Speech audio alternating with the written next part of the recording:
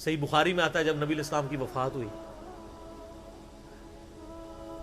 تو حضرت عمر نے تلوار نکال لی کہ میں اس کی گردن کاٹ دوں گا جو کہے گا کہ نبی علیہ السلام فوت ہو گیا۔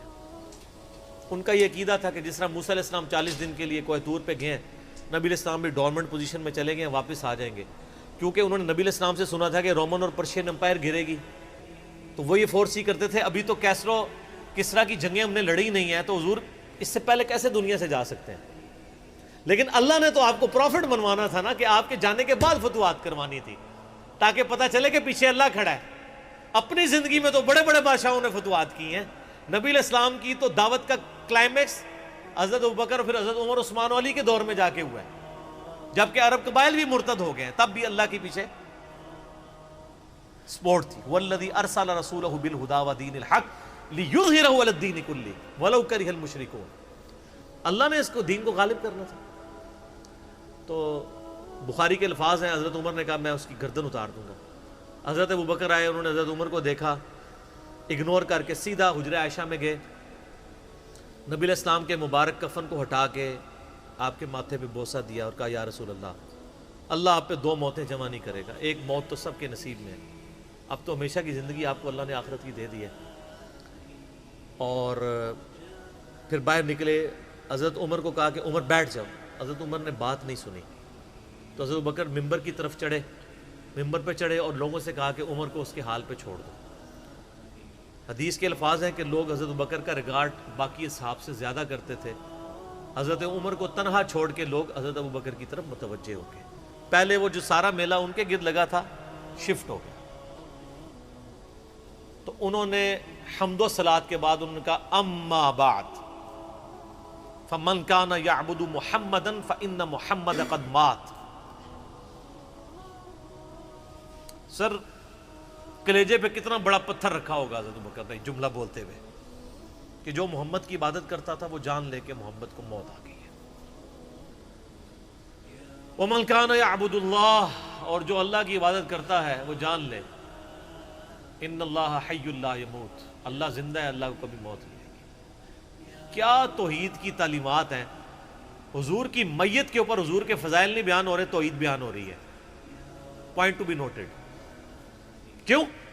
سر پہلے نہیں انسانیت نے رسک لیا، دنیا کا سب سے بڑا شرک ایک پیغمبر کے نام پہ تو کھڑا ہوا ہے، عیسیٰ ابن مریم کے نام پہ۔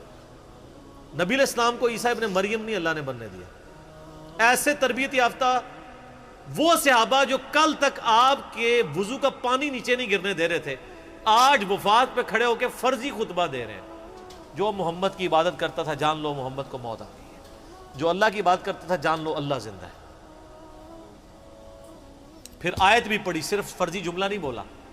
آپ تو کہہ رہے ہیں شرک ختم ہو گیا، حضرت ابوبکر جب شروع نہیں ہوا تھا اس وقت بھی کہہ رہے تھے کہ نبی علیہ السلام کو کسی نے خدا نہیں بنانا، کیونکہ بخاری کی حدیث ہے، دیکھنا میری شان کو اس طرح بلند نہ کرنا جس طرح عیسیٰ ابن مریم کو لوگوں نے کیا۔ میں اللہ کا بندہ اور اس کا رسول ہوں، مجھے اللہ کا بندہ اور اس کا رسول ہی کہنا۔ سر وارفتگی، دیوانگی، عشق کی ساری کیفیت حضور کی وفات کے بعد بالکل چینج ہوگی صحابہ کی۔ ہونا تو چاہیے تھا جو وضو کا پانی نہیں گرنے دے رہے تھے جا کے قبر کی مٹی چاٹنا شروع کر دیتے، ایسا نہیں ہوا۔ وہ تعلیمات کی باؤنڈریز کو کراس نہیں کرتے تھے۔ تو پھر انہوں نے آیت پڑھی، سورہ آل عمران آیت نمبر 144، وما محمد الا رسول قد خلت من قبلہ الرسل افإن مات او قتل انقلبتم علی اعقابکم۔ محمد تو نہیں مگر ایک رسول ہی، اگر یہ فوت ہو جائیں یا دین جو جنگ میں قتل کر دیے جائیں، شہید ہو جائیں، کیا تم دین سے الٹے قدم پھر جاؤ گے؟ جو کوئی دین سے الٹے قدم پھیرے گا اللہ کا کوئی نقصان نہیں کرے گا اور اللہ ثابت قدم رہنے والوں کو جزا دے گا۔ پھر سورہ الزمر کی آیت نمبر 30 پڑھی، انک میت وانہم میتون۔ اے نبی تمہیں بھی مرنا ہے اور ان کو بھی موت آنی ہے، تمہارے مخالفین کو، پھر تم اللہ کے حضور جھگڑو گے، اللہ تمہارا فیصلہ کرے گا۔ یہ سیدنا ابوبکر کی حضور کی وفات کے وقت استقامت تھی۔ پھر جھگڑا کھڑا ہو گیا حضور کو دفنانا کدھر ہے؟ جامعہ ترمذی میں حدیث ہے، سیدنا ابوبکر کہتے ہیں کہ میں نے نبی علیہ السلام سے یہ بات سنی تھی کہ اللہ اپنے پیغمبر کو وہیں پہ موت دیتا ہے جو اس کے لیے سب سے پسندیدہ جگہ اللہ کے نزدیک ہوتی ہے۔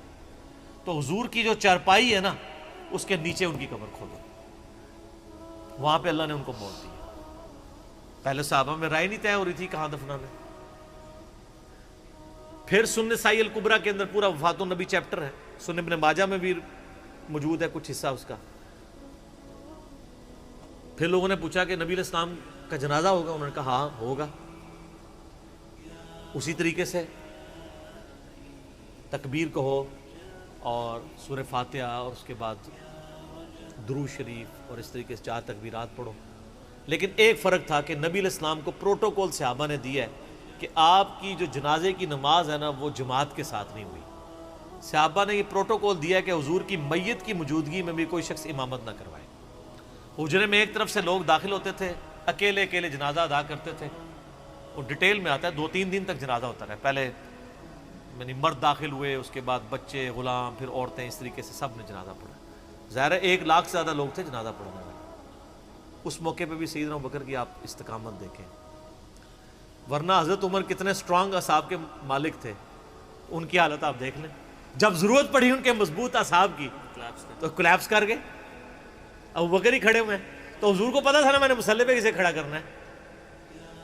اور بخاری میں الفاظ ہیں، جب مصلی پہ کھڑا کیا فرمایا ابوبکر کے علاوہ سارے دروازے بند کر دو، صرف ابوبکر کے گھر کا دروازہ جو مسجد کی طرف کھلتا ہے، جو مسجد کا دروازہ ابوبکر کے گھر کی طرف ہے وہ کھلا رکھو، باقی سارے بند کر دو۔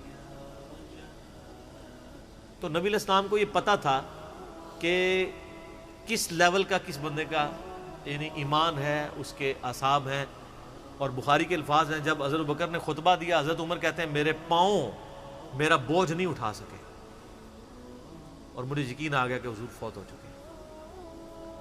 یہاں قرآن و حدیث سن کے کسی کے کان پہ جوں تک نہیں رنگتی، وہاں پہ حضرت ابوبکر کا خطبہ اور آیات سن کے حضرت عمر کہہ رہے ہیں کہ میرے پاؤں میرا بوجھ نہیں اٹھا سکے، کہ یہ تو واقعی تو قرآن کی آیت۔ اور اس میں بخاری مسلم صحیح بخاری میں الفاظ ہیں، کئی دن تک ہم جب بھی صحابہ ایک دوسرے کو ملتے تھے تو یہی آیت سنایا کرتے تھے، وما محمد الا رسول قد خلت من قبلہ الرسل افئن مات او قتل انقلبتم علی اعقابکم، کہ محمد تو نہیں مگر ایک رسول، انہیں بھی تو موت آنی ہے، تاکہ ہمیں یہ یقین آ جائے کہ حضور دنیا سے چلے گئے۔ تو یہ صحابہ کرام علیہم رضوان کی نبی علیہ السلام کے ساتھ عقیدت تھی۔ اور سیدنا ابوبکر آپ کو بالکل صف اول میں نظر آئیں گے، ٹاپ آف دا لسٹ، معاملات کو ہینڈل کرنے میں، چیزوں کو بالکل من و سنت کے مطابق ڈھالنے میں، اور ہر معاملے میں رجوع لانے کے اوپر، اور اہل بیت کے ساتھ کمٹمنٹ کے اوپر، ہر مسئلے میں آپ کو حضرت ابوبکر صدیق کی قربانیاں ٹاپ آف دا لسٹ نظر آئیں گی۔ تو بات کہاں سے کہاں شروع ہوئی، فی البدی میں تو اور گھنٹوں بول سکتا ہوں، مجھے اتنی حدیثیں یاد ہیں یہ فضائل کے اعتبار سے۔ آخر میں اصول برکت کے لیے میں وہ حدیث بیان کروں گا جو میں اکثر بیان کرتا ہوں۔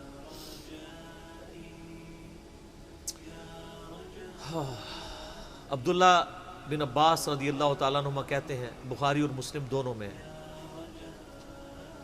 کہ سیدنا عمر کی میت رکھی ہوئی تھی اور لوگ آ کے ان کی میت پہ سلام پڑھ رہے تھے اور اپنے اپنے انداز میں خراج تحسین پیش کر رہے تھے کہ اس شخص کی وجہ سے اسلام کو کیا عروج ملا۔